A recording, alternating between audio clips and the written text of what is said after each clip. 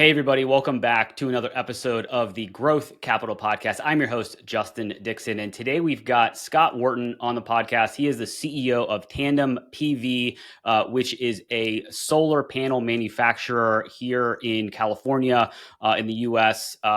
Scott is the CEO, as I mentioned, and we dive really deep into the solar world, what makes their solar panels different than the ones on the market. And actually, they're selling to more utility scale solar providers versus individuals that put solar on their roof. So we talk a lot about that. It's actually kind of perfect timing with all the tariffs going on and a lot of the solar components coming from China. So we dig super deep into solar, why he thinks it's the kind of energy source of the now and of the future. And we also talk a lot about just scaling a business. They raised a little bit of capital earlier this year. So we talk about kind of what their plans are for deploying that capital into their business. So really fascinating episode. So let's get Scott on the pod. Interested in hearing conversations with private equity leaders, CEOs of private equity-backed companies, and startup entrepreneurs where they share their stories about their career journeys, starting, investing in, and scaling successful businesses, and the important role that having the right talent plays in building a successful business, then you are in the right place. Welcome back to another episode of the Growth Capital Podcast. Here's your host, Justin Dixon.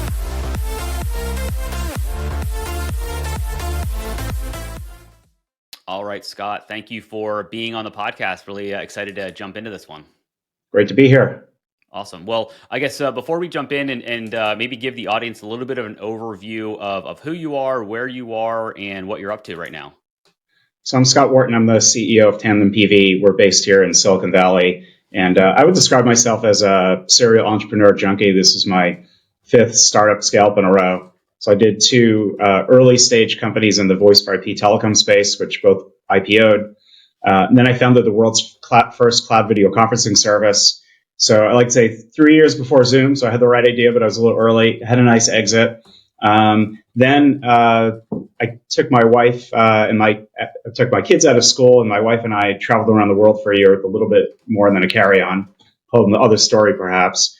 So when I came back, my wife said, "Would you mind not doing another startup?" So I went to a company called Logitech, which you probably all know from our mice and keyboards and webcams. Right. I took a small group to over $1 billion a year building an world's biggest enterprise video conferencing hardware business.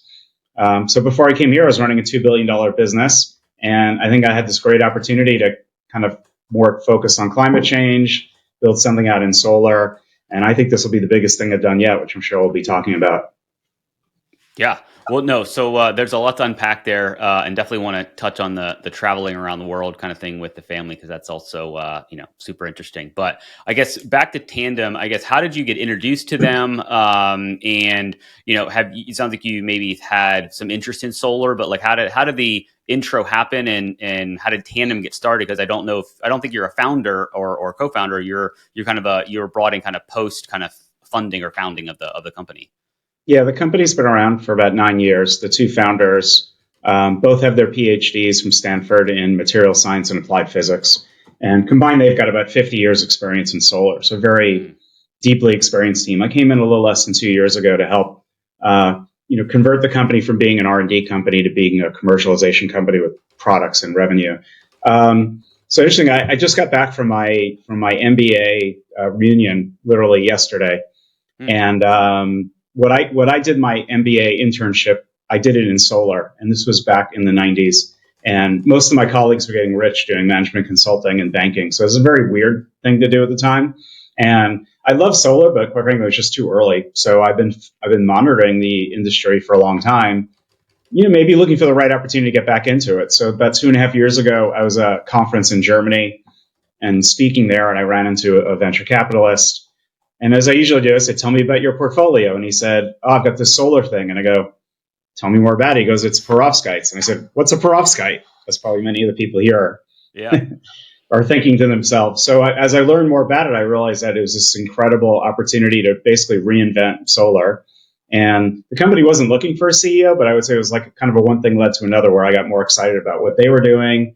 And I think they realized that I could add value to helping commercialize and scale the company. So I started, like I said, July of 23, having a great time. We're scaling up, raising money, building a factory. We'll talk about all that. But that's kind of the genesis of how I got back. So I'm 2 years back into the solar industry, but I like to say I've been working on it for decades and really came full circle. Yeah, I'm kind of curious because a lot of the kind of founders and startup founders I talk to are fairly technical people, right? Typically, you got an idea for whether it's a software or hardware or whatever, and then at some point, those people may not always be the best people to be the front facing, to the outside world to raise money. Like obviously, they've got the technical ability. So, how did you kind of convince or talk to the two co-founders that seemingly are probably more on the kind of tech and product side? To say, hey, like this may make sense for me to come in, having more of a business go to market, raising money kind of lens. Like, how do those conversations go? I think it was a couple of things. So one of the things that I've typically done with companies is rather than come in and say, you're going to hire me or you want to work with me, I usually, my standard offer is, I'll help you for free. Let me do some advisory work for you. And I think the reason why that works is, usually when you're a founder or CEO, there's so many people coming at you with offers, and it's hard to really know what's real or what's not, what people's incentives are, and whether people are going to offer any value or whether they have some interest. So what I've typically done is say, look, I don't want anything from you. I'm just gonna give something back. And if it works out, great. If it doesn't, fine. So you kind of lower the barrier to entry and risk. And I did the same thing in this case where I just started helping advise them. And I think what they realized is, one, I had been following the industry for a long time. So I wasn't just this guy who came out of nowhere, didn't know anything about it. Like I didn't know as much as they did. But I knew quite a bit about the industry. And then I thought, based on my background, I think they realized that there was a complement in the experience. And I think the last thing is that the founder is a brilliant guy, or both founders are brilliant. The CEO, I think, realized that his heart was really more in the science and being in the lab. And as much as he wanted to be the CEO, doing marketing and fundraising, all that stuff, I think if you're a science person of science, it's not as interesting as building great technology. So it's really a good fit. And then, so how did after you kind of did some free advisory work and then transition to the CEO kind of route, and you mentioned kind of trying to pivot them from being more of an R&D to actually being like a business and all of that. How did that happen? Like, what were some of the things that you kind of implemented? And then obviously, there needs to be money that's coming in to help kind of fund those endeavors. Yeah. So one of the first things I did is help raise some more money because we were going to run out of money, it's sometime in the near term. So I was able to come in and use my networks and contacts to bring in some money. So that was number one, just stabilizing things. Number two is try to figure out, all right, not just what we're building from a technology point of view, but what product are we building? What is our go-to-market strategy? So I think we spent some time on that early on. And I think what I found in this industry, a lot of people are just building core components. But what we pivoted and decided to do is we're going to build a full product, so a full solar panel, not a component or a cell. And we're going to sell them directly to utility scale customers. So it's a pretty strong focus.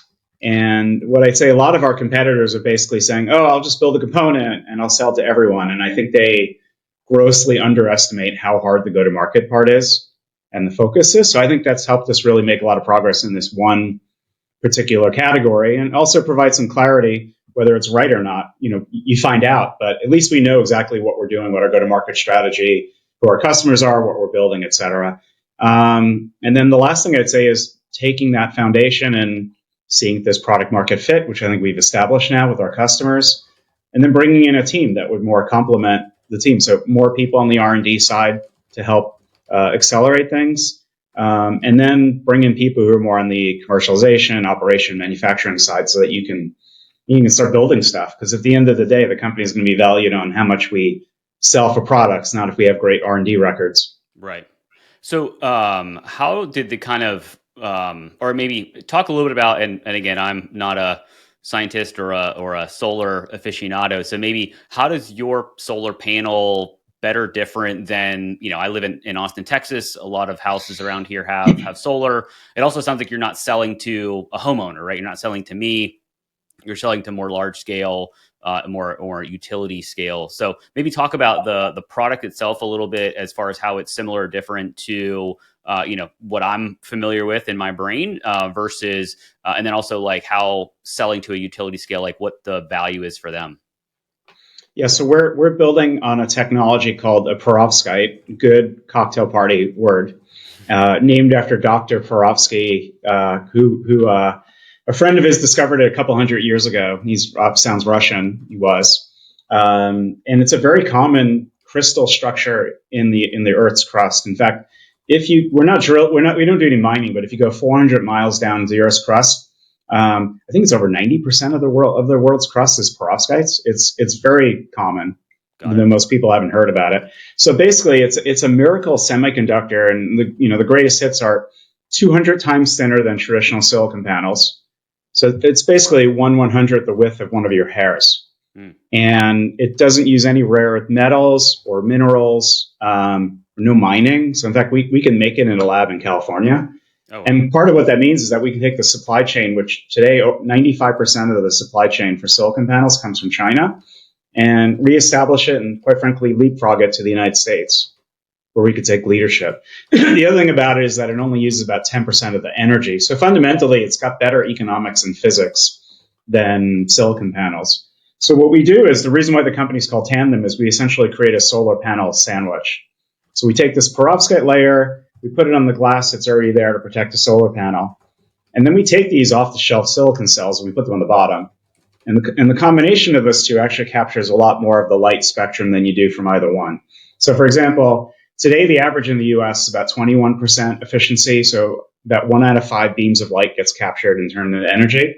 We're at 28%, getting to 30. So it's almost a 30 to 40% improvement, which is huge in the energy space. So for our customers, the value for them is that today only about 20% of the cost is in the panel. So for decades and decades, solar panels were expensive and we were riding down the cost curve. Today, they're relatively inexpensive, and most of the costs in a solar deployment for a solar farm is the labor, the land, the installation, all the electronics to go around it. So part of our value is actually saving on the costs that matter more. So we can even charge a small premium if we wanted to and still be the cheapest energy source overall, because of that total cost of ownership savings.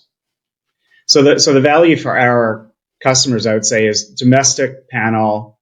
You get to have much more energy in a smaller footprint. And the nice thing about this particular market segment is that there are only, there's about 20 of these customers in the world that do about 90% of the energy. So we don't need to have 1,000 customers. Like, we really need a handful of them to go to, and they're sophisticated. And one thing I just want to add is because you talked about rooftops, 82% of all deployments of solar in the US are actually in solar farms. Like, rooftops are actually pretty small. Like, residential is less than 10%. And you said there's only 20 utility scale customers that you're selling into or could sell into in the US. Is that right? Is that what you said? Well, there are a lot of them, but it's like the Pareto rule, 80-20. So the majority of the deployments happen with a small number of big players. Got it. And then so your panel is more efficient, I guess, from a cost perspective, because you can make this in a lab, right? You don't have to mine, drill. You don't have the supply chain issues with, obviously, talking about stuff coming from China. There's a lot of tariff talk at the moment. Right now, we're recording this in early May 2025. So, everybody has tariffs on their brain. So does that make your panel less expensive than a traditional solar panel from a manufactured cost perspective? Well, definitely from a tariff point of view, the fact that we're manufacturing in the US and there are current incentives that are pretty popular, I would say, in a bipartisan way, because a lot of the benefits for these deployments happen. 85% of the benefits today go to Republican congressional districts. So there's a lot of bipartisan support for that. I expect that will continue. And there are new tariffs, both the ones that the president announced, but also ones based on anti-dumping rules, that really raise the cost of some of these panels that are being dumped in the US. We can talk about that. And the fact that we do actually add a little bit of cost, because we add this, essentially it's a 1 millimeter layer of ink that we put on glass. So you add a little bit of cost to it, but the marginal cost that you add is lower than all the added energy that we add. So the average cost comes down because the cost that you're adding is less than the benefit that you're adding, if that makes sense. Yeah, no, it makes sense. And then, so as you're kind of scaling this business, and obviously you've been there for 2 years, you just announced that you raised a bunch of money earlier this year. So congratulations on that. How does you mentioned that you've also had a lot of scale up startup experience as well as big business and everything. How does this kind of similar, different than some of the experiences that you've had in the past? And maybe what are some challenges that you faced with this particular go around that you weren't anticipating when you were, just on the advisory side before you kind of jumped into the CEO role? I guess, part of what's similar is human nature is similar in every business. So there's almost always a pecking order where you have early adopters of technology and then, middle adopters and late adopters.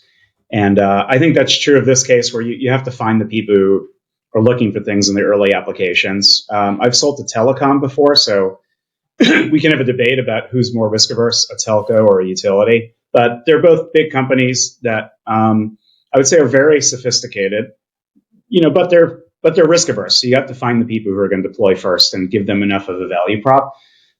Probably what's different is there's more public policy and tariff and regulations in this space, so there's more to think about there. And I think that's partly because it's hardware, but partly because we have a unique situation where in this case you have one major actor, which are the Chinese players, where they have huge subsidies, where a lot of them get free land and cost of capital and labor. And you look at their balance sheets or their financial statements, and it looks like they have certain costs, but I would say yeah, you could live in Manhattan for very cheaply if your parents gave you free housing and food and everything. So Right. it's not really apples to apples. So we do need, if you want to have an industry in this area or cars or in batteries, you have to have some balancing those out because the other side plays by different rules. And when because you're based in California, right, in Silicon Valley, was that by choice, by just kind of necessity, because that's where you all lived, or was there some reason or incentive to, building because you're building a manufacturing or have a manufacturing center there in Santa Clara, I think, or in that general vicinity? Yeah, I guess there's a personal answer and then there's a company answer. So I grew up in New York City, and my wife had lived in California. She was trying to drag me out here. So the first startup I did was in the East Coast in New Jersey, and then she wanted to move to California, and then I got recruited by the startup in the DC area. So I told her, "Hey, honey, we'll do the startup for a year or two. It's going to fail, and then we'll move out to California." And then 9 years later, we had a house and two kids, and the company was getting ready to go public. And she's like, "Dude, what happened to the California plan?" What happened to this failure you promised me, right? Exactly. It didn't happen. So that's when we moved out here, and we thought, all right, if we're going to do a startup, why don't we move to Silicon Valley? Yeah. So we've been out here 17 years, and I just love being out here. The innovation culture, the weather, et cetera. The genesis of this company is that the founders actually both grew up in Texas, but had both gone to Stanford. Okay. Had established themselves in Silicon Valley. And I think that if you're going to do a deep tech disruptive company, Silicon Valley is as good a place as any to do it. Why are we building manufacturing here? I think that's kind of counterintuitive, because I think that if you're doing something really innovative and hard, the farther away your teams are, the R&D team from the manufacturing team, you're going to be slower. You're going to have cultural issues. And maybe your engineers don't want to fly to some place in the middle of nowhere and spend all their time where. So what we're doing is there's a triangle saying of three things you can optimize. There's quality, cost, and speed. Yep. And usually what they say is you can only get one or two of them max. We're optimizing right now speed and quality over cost. And what we're doing is we're going to shut down the current R&D facility, and we're going to move everybody into the same building. So manufacturing, R&D under one roof, we're all in it together. And the goal is not to prove out the unit economics. The goal is to prove out that the product works on full scale, and that the customers will buy it. Once we do that, then we'll get something that's probably, 1 million square feet, Elon Musk style gigafactory. But that we won't do that in California. Got it. No, I think it makes a lot of sense. And I think, being where in the industry that I'm in, kind of working with startups from a talent perspective, some of my clients are very much, they're open to a distributed workforce. And I think that makes a lot of sense. Others are very adamant that they need talent, in one specific location. And so you're kind of one in an area where there's a lot of smart, innovative, technology focused people. So you're not building your plant in a remote market and then trying to find talent locally, right? So you're saying, okay, let's go where the talent is. And obviously the very convenient thing is the three of you already live in that general vicinity. So it makes sense. But it sounds like if you are when you scale then you may switch to a more lower cost of kind of investment in that area to kind of scale out. Is that kind of the thought process? Yeah, I think that's right. I'd also say that we've already kind of moved to somewhat of a hybrid role in that if you're building a factory, it's manufacturing. You need to be in the office and because you're physically building things. But if you're doing commercialization or software or some other things, you don't necessarily need to be here. And quite frankly, even in Silicon Valley, not everybody is within 20-minute commuting distance of your office. So we've already started moving to a little bit more of a hybrid where, there are some people, if you're in finance and operations and other things, you don't need to be in the office 5 days a week. But, every once in a while is good. And I came from a video conferencing background, so I have both a great appreciation for video conferencing, but I also have an appreciation of the value of, hey, when you're in the office and you bump into people, there are different levels of conversations than you have over video. So it's a little bit of a mix. Yeah. Now that you guys have this this location that you're building and you've got this funding that you raise, like what's the next level? Or is it we need to hire a bunch of people and bring them to kind of escalate our R&D and our growth and how we can kind of move to more of a commercialization effort? Is that kind of the next kind of level of kind of growth that you're looking at right now? Yeah, so we're scaling up some of our hiring, but because we're going to have the R&D and manufacturing together, we're going to use a bunch of the R&D people as leads on the manufacturing side. So we're going to try to keep the team relatively small and lean. And our main goal right now is to basically go from having a solar panel that's about the size of an iPad to the size of a door. So we just bought a whole bunch of tools for tens of millions of dollars. That's part of why we're raising this money to build out a factory that's the size of like a football stadium. It's still small by solar factory size, but football stadium's pretty big, right? Yeah. And then very clear, build that, start selling products to initial customers, and then we'll be able to raise money. It should be at a lot more attractive rates because we'll have de-risked the technology, the customer demand, et cetera. And then our goal would be to build something out that'd be more like I said, like a gigafactory that Elon has at billions of dollars of revenue a year scale. Yeah. So it's so hard, but pretty simple in terms of knowing what we need to do. Yeah, the path is there. It's just a matter of execution and finding the right talent and partners and all of that. I'm curious about the capital raising side. The last few years, a lot of startups have died because they weren't able to raise money and maybe they overraised in the beginning and overspent. And there's a big debate about all of that. But just with the private equity groups that I work with and even some of the VCs, there hasn't been a lot of deal flow from people buying and selling. And then I've talked to a lot of founders that they've had challenges with raising. Like, what was your experience over the last kind of 6-8 months? Because I'm assuming I think you've closed the round in March of this year. And so, obviously you were raising for a handful of months. Like, what was your experience with that? Yeah, it was pretty shitty. It was really hard. It's a very difficult time. Pretty shitty. That's the technical term. It's pretty hard raising money right now overall, unless you have AI in your name. And then when you're building hardware and solar, particularly hard. I think our story and our team and our technology was compelling enough that we were able to ultimately raise money. But I tell people my batting average was pretty terrible. But the good news is you only need a handful of people that believe in you. And the good news is we were able to achieve that. So our lead investor is a company called Eclipse. They're a VC in Palo Alto that focuses on manufacturing. And what I love about them is they $5 billion fund. The lead investor had probably more experience than any VC in the world in solar manufacturing.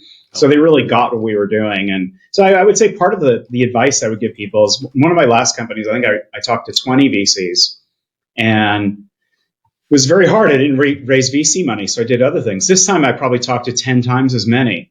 I think one of the lessons in life is that sometimes it's times at bat. Yeah. Like how many times do you go out there and it's not always trying hard. Sometimes it's about getting off the floor and dusting yourself off and just finding the right fit for someone that really believes in you. And sometimes it just takes a long time. And I have a couple other friends that went through similar experiences. It's people trying to raise money in 2021 much different than raising money right now, right? Like if you had a startup and you had SaaS, and this is even kind of a little bit before kind of AI was really mainstream. everybody is raising money and raising it at crazy valuations. And I think so if you had that experience of, pretty much people coming to you to give you money versus in this instance, to your point, a lot of times it is a little bit of how many at bats have you had? How many no's have you had? The oldest saying is every no is closer to the yes kind of a thing. So yeah, it kind of makes sense. When it comes to AI, it's kind of hard to not talk about AI, but being in a physical product, in the solar space, is AI maybe integrated more when you're looking at R&D to make you help think through ideas or evaluate the market, or how are you leveraging AI, in your current situation? Yeah, so a lot of what we do in R&D is we pull a lot of data off of our test panels, and we look for insights about and correlations and how to do things faster. So today, most of that is done through human intelligence and brute force. What we're building now is a bunch of data and analytics and machine learning to complement that. I think we'll do more and more of that over time. Ultimately, I see it as something where you can take the internal learnings and insights and you can expose them to customers, because they're going to want to have some similar insights, not just in the R&D performance of the panels, but how are they working out in the field and how can they optimize their energy performance and utilization. So I think there is a real need for AI and software, and we're probably at the very beginnings of cultivating that, partly because in order to make that work, you actually need some good data. So a lot of what we've been doing is spending time on collecting more data and quality data so that you have the ability to analyze it. And then I would say the second thing is a lot of our demand in the future is going to be driven by AI. So if you think about if I oversimplify it, the US electrification demand's been pretty flat for a long time. And I think the assumption was, well, we'll just do this transition from dirty energy to clean energy and there'll be a replacement. Now I think we know that's absolutely wrong, that there's a huge boom in electricity. A lot of it is driven by AI. We're probably just at the early beginnings of needing more energy for AI, because I think that, as Sam Altman and other people said, the biggest bottleneck right now for AI performance is actually electricity.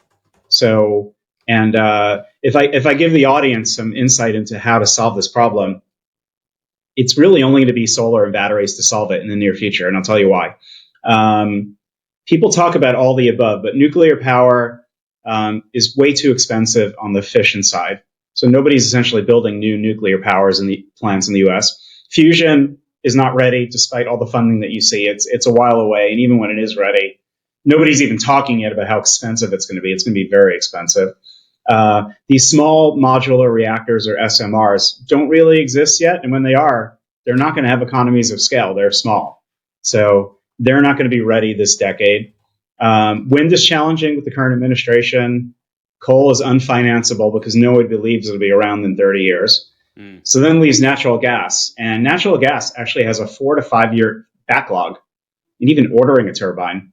And then you need to install it and get a permit. So we're not talking about early 2030s for gas. So if you want AI to have any power this decade, you really only have solar and batteries. The good news is those things are available and easily scalable, and they're the cheapest energy source. So just to throw out another stat, in January and February, 98% of all new energy in the US came from solar and wind. Wow.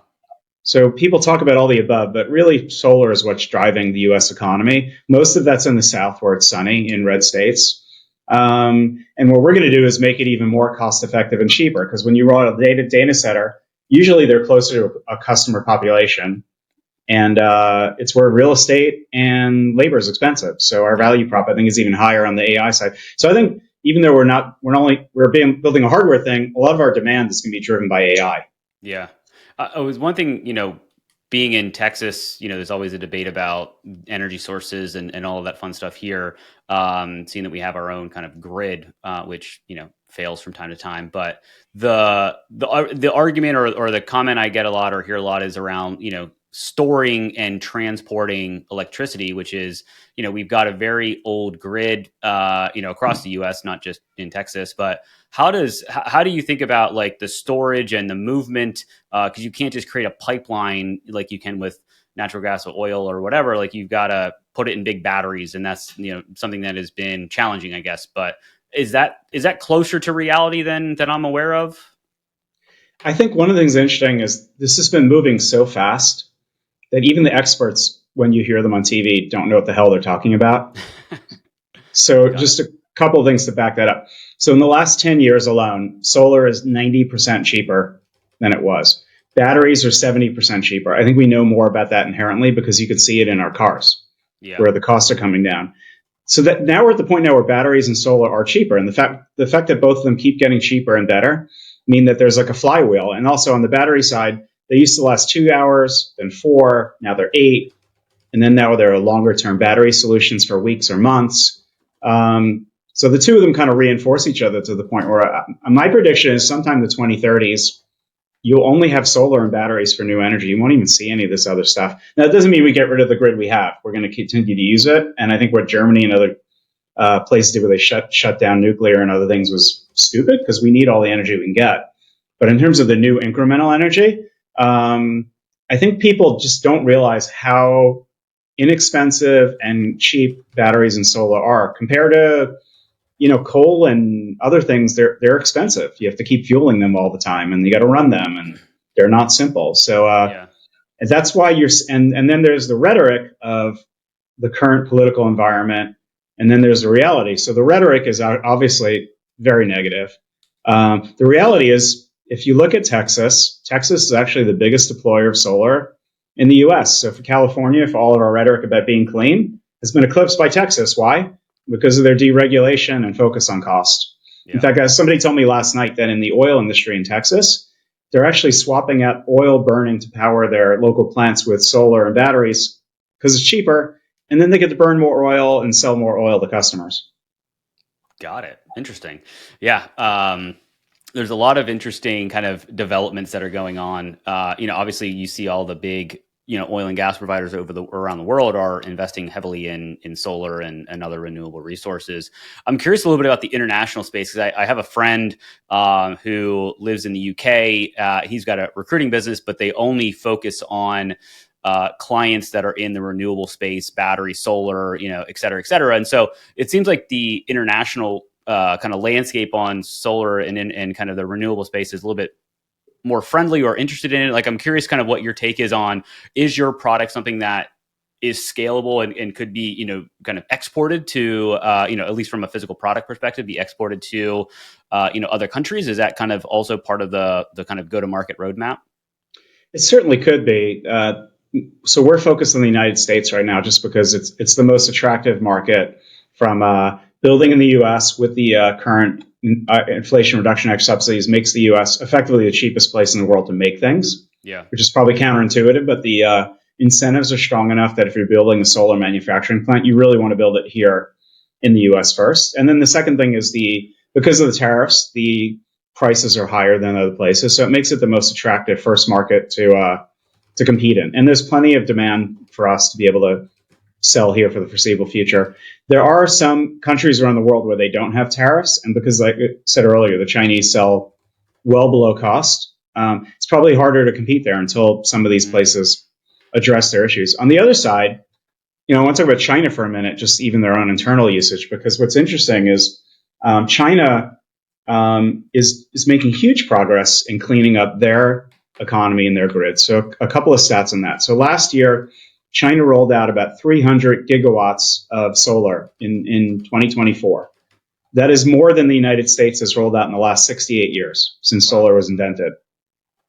China was trying to get to have a peak carbon emissions by 2030. It looks like they're going to hit it this year and start shrinking in their emissions, partly because so much solar. The other thing that's interesting about China is that they're actually not really building any new coal plants anymore. They're building mostly solar and wind and batteries. And some people say, well, isn't China doing a lot of nuclear because they don't have the regulatory constraints that we have in the U.S.? Actually, the answer is no. So China went from 1.7% of their energy coming from nuclear to 1.3. So it's actually shrinking. They're still doing more nuclear than we are, but it's shrinking. But why? Because it's not economical. So they're doing solar, wind, and batteries, and about the rough percentage as we are. So they're doing about 90% of all new energy, solar, wind, and batteries, about 60% of solar. Ironically, it's about the same as the U.S. That's fascinating. Yeah, there's Yeah, more stats than I'm aware of. Obviously, you're super deep in this space, so it's just it's interesting, kind of what you read, and then some of the data that is actually out there. I guess as you think about kind of the next 12 months, I always like to ask people what their kind of vision is, or if we jumped on a podcast a year from now, like what are some of the things that you in your current business would want to have achieved or done that would make that conversation in a year a positive one versus a negative. Oh, it's what we have to do is very simple. Build a factory, which we're in the middle of doing. Take our product from the small scale that we have it to this larger scale, essentially the size of a door, engineering up. Start selling for revenue. If we do that, then it'll be a lot easier to raise money. We'll be in a much better position. We'll be scaling up, much faster than we are now. So we have to do these three things. We're all in and focused on that. It's very clear and very hard. So I think in a year from now, we'll have a very good sense of where we are with that. Awesome. And you've obviously had a lot of experience, and we didn't even have enough time to jump into some of your previous startup experiences. I guess were those more software based versus hardware? Yeah, the irony is the first three companies I did were all software and cloud. Okay. And then when I went to Logitech, it was a hardware company, but I would really call it a software-enabled hardware company. And then when I started, it was really all like cheap, very good hardware, like the stuff we're used to, mice, keyboard, and webcams. When I left, 80% of my team on the engineering side was software. So it was mostly about building an AI to kind of move the cameras around automatically, manage them, et cetera. So I used my software experience to build great AI software-enabled hardware.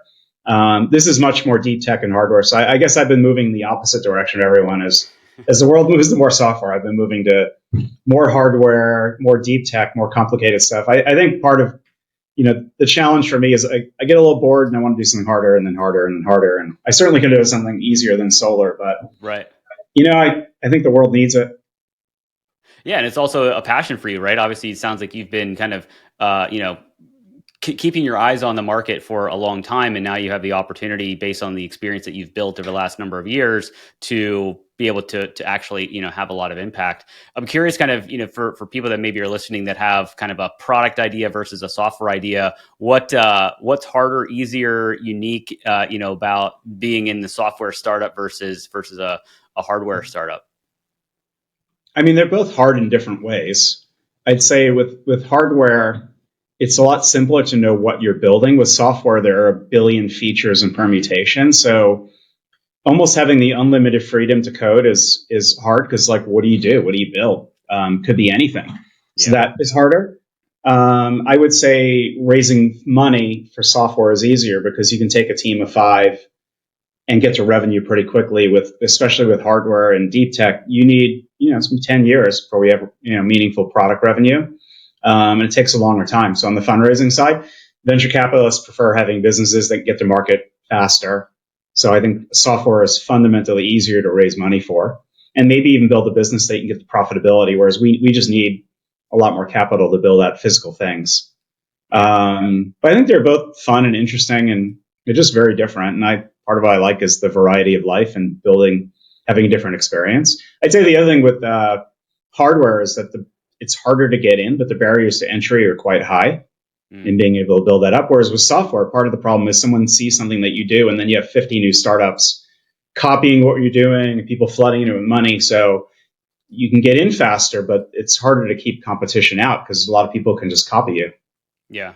Well, like you mentioned earlier, raising money, you have to have AI in your name, typically, right, to get any kind of like doors open. And so I feel like, to your point, like if I've talked to a lot of kind of recruitment software that has AI in it, and it's really just a chat bot or helps you write an email better. And so, yeah, it is, to your point, it's probably barrier of entry is harder. So if you can get past that initial barrier, it limits your competition because you're on the other side of the door, right? So, it's harder to open that door versus a software. The door is pretty much open and you just kind of jump into it, kind of a thing. So, very, very interesting. I want to kind of wrap up here with a little bit of I guess from a go-to-market standpoint and kind of your next step. Obviously, you've got this plant that you're opening and kind of continuing to build out. I guess, what are some of the challenges when it comes to go-to-market, because you have more of a finite target customer, which obviously, if you've got endless opportunity, it's kind of harder even because you're just going to boil the ocean versus with you guys, it's very, who you need to go after. It's just, being able to break in that door. How are some of the go-to-market strategies, I think, a little bit different than maybe what you did in software? Because again, you can kind of sell to the masses versus selling to a handful of operators. Well, I'd say even when I sold to telcos, the barriers to entry were high too. So in some ways they were similar. On the video conferencing side, a little different, that you could sell to small businesses before you got to the multinationals. I'd say part of it is if you want to get in with a bigger customer, you have to be way more compelling to get in. You can't be 10% better. I think that's probably true of software as well. But the reality is the inertia is a huge factor for why startups fail. Like good enough, sometimes good enough, 10, 20% is not good enough. The other thing is, I love this expression. I don't know where it came from, but are you selling a vitamin or a painkiller? Like and the vitamin is, yeah, it's good for you. You should take it. But if you stop taking it, you're fine. Painkiller is like, man, you are in pain. I have to have this. I think the problem with most startups is that they're selling vitamins, not painkillers. They get all enamored with the idea, but if someone doesn't have it, doesn't need it, and you're like, why don't they want something 10% better? It's like, because they don't care. Humans are lazy. So I think we're finding something that is compelling enough and painful enough that you have to get over the threshold. So I think 30% more power and savings is compelling in a very competitive market. Yeah. And then the other thing is just having something that is built in the US. I think that it's been bubbling below the surface for a while, but I think we realize now, like you look at Europe and the Germans said, oh, what could go wrong by buying all of our energy from Vladimir Putin? He's a nice guy. Right. Like he'll take care of us.